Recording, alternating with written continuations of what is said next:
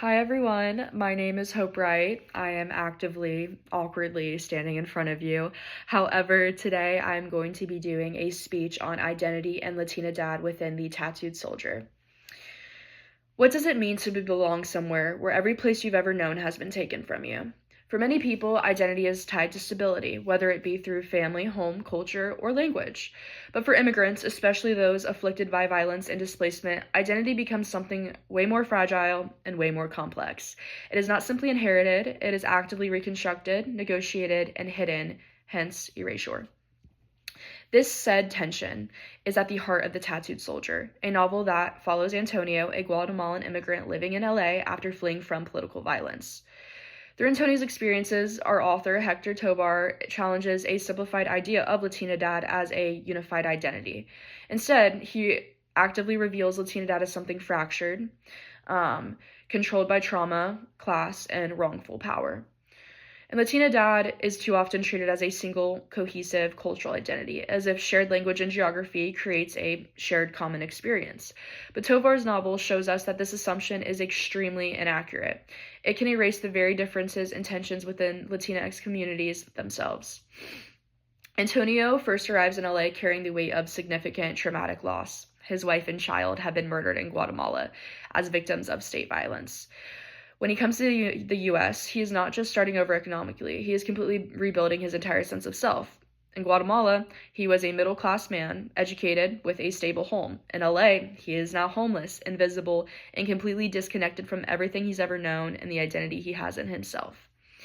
This complete 360 change reveals something critical about Latina dad. It is not a fixed identity that travels unchanged across borders. It is completely reshaped by migration, often in extremely painful ways. Antonio's experiences show us that immigration can strip individuals of their previous social identities through class, profession, status, and replace them with something extremely precarious.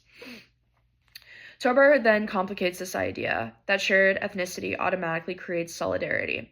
One of the most powerful elements of the novel is the relationship between Antonio and Lagoria, the man responsible for murdering Antonio's family.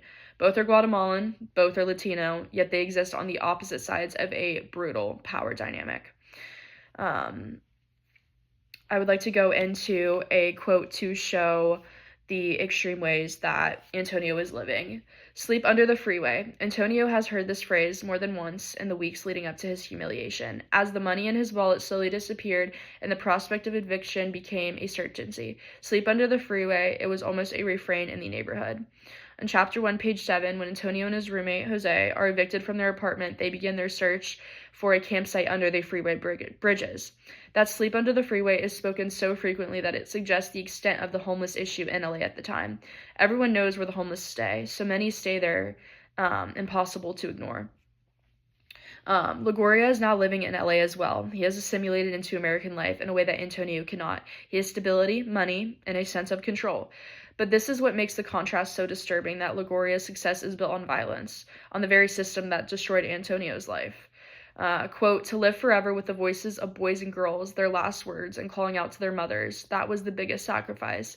All of them cried before you silenced them for good, and a lot of them shit and pissed. Even now the smell reminded me of death. This is said on chapter 4, page 65. Longoria is considering how the brutality he committed as a soldier affected him as a person.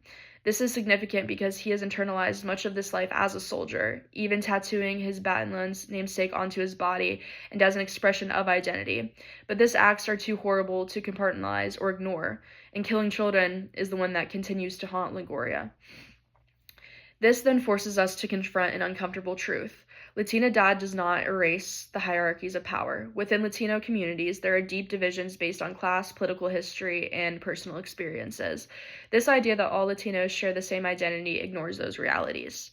In fact, Tobar is suggesting the concept of Latina dad is something that is obscure more than it reveals. By grouping people together under one label, we risk that this is flattening their individual stories and erasing the histories that have made them who they are.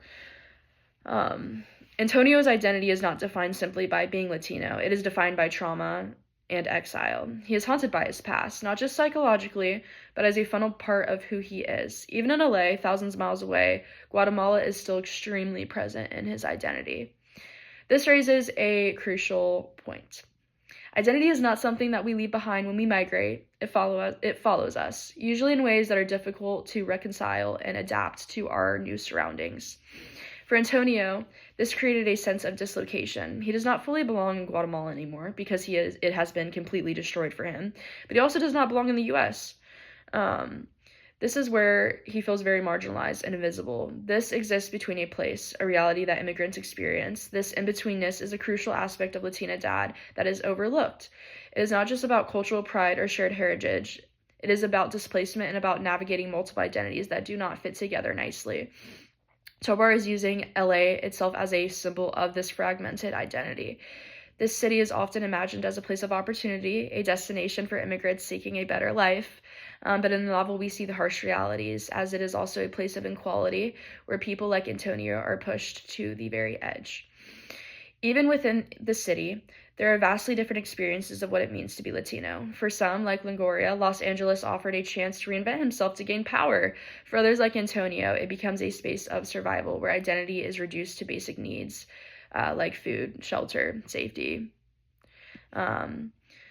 This change further challenges the idea of a ununified Latina dad. It shows that identity is deeply influenced by material conditions, by who has access to the resources and who does not.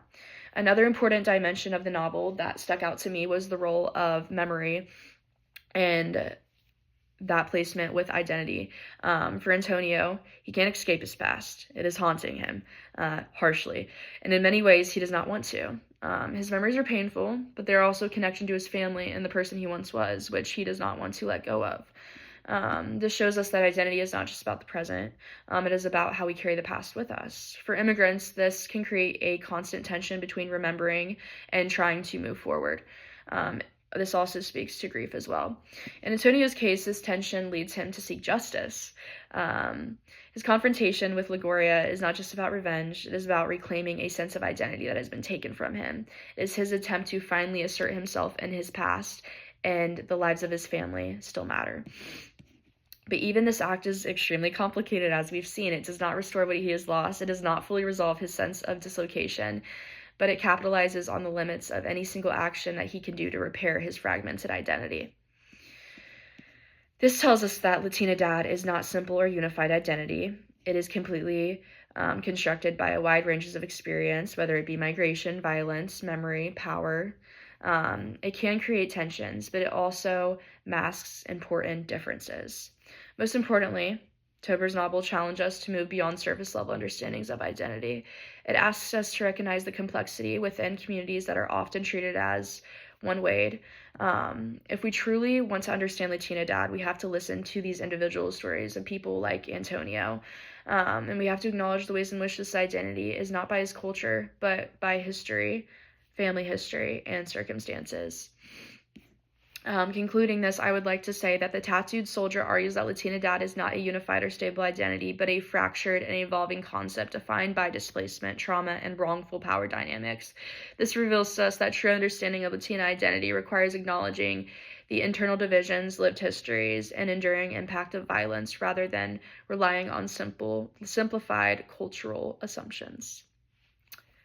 So yes, that is my speech. Thank you guys so much for listening, and now y'all can ask me questions in person.